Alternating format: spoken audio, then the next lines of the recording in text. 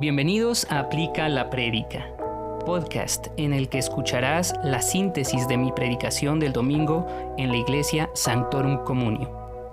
Lee el pasaje, escucha, medita y aplica la prédica.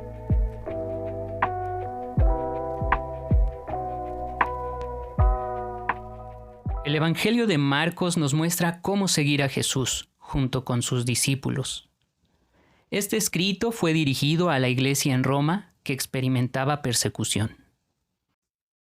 Principio del Evangelio de Jesucristo, Hijo de Dios, como fue escrito en el profeta Isaías.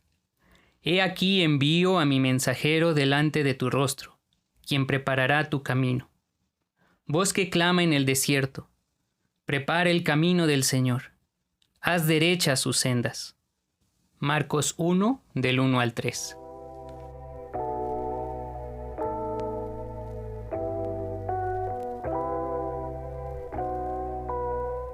Marcos emplea 3 citas del Antiguo Testamento. Primero, he aquí envío a mi mensajero, se encuentra en Éxodo 23:20. Allí, el mensajero o el ángel, que es el término que se ocupa en el texto griego, ángelos, se refiere al ángel del Señor, que guía al pueblo judío a través del desierto, de la salida de la esclavitud de Egipto hacia la libertad, hacia la adquisición de la tierra prometida.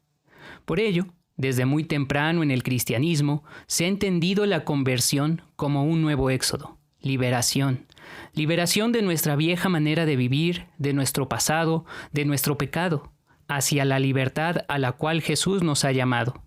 El seguir a Jesús es entonces un nuevo éxodo.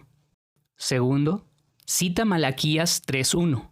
Envío a mi mensajero delante de tu rostro o delante de tu faz, quien preparará tu camino. Aquí encontramos parte también de la tradición rabínica del pueblo judío. En una corriente de interpretación sobre el Mesías, ese mensajero es identificado con el profeta Elías. Esto lo podemos encontrar ahí mismo, en Malaquías 4:5. Elías, el mensajero del Señor, llamaría al pueblo al arrepentimiento y anunciaría la venida del Mesías.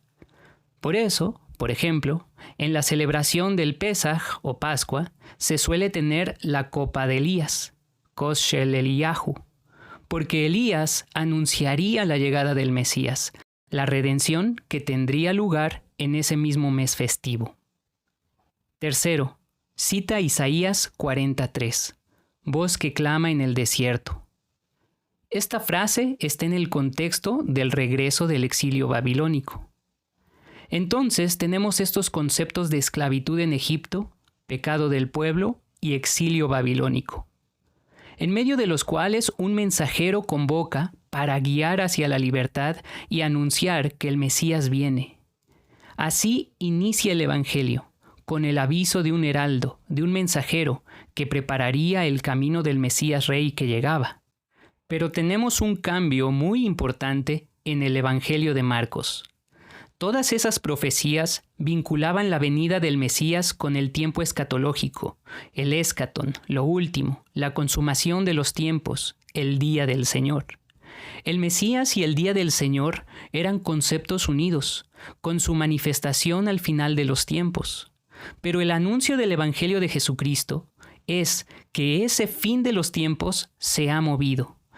Esa venida del Mesías se ha dado ya en la historia. Y es, por lo tanto, centro mismo de la historia. Ya no es su final, sino su centro. Y con ello, la historia cambia. Inicia allí entonces el reino mesiánico. Si está el Mesías, es que ha traído el reino.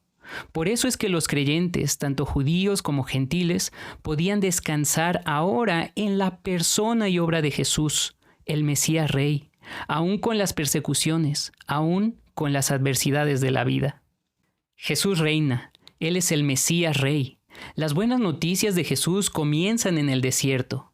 Así vamos a comenzar nosotros este seguimiento de Jesús por el Evangelio de Marcos, recordando quizá también el primer momento en que escuchamos el Evangelio.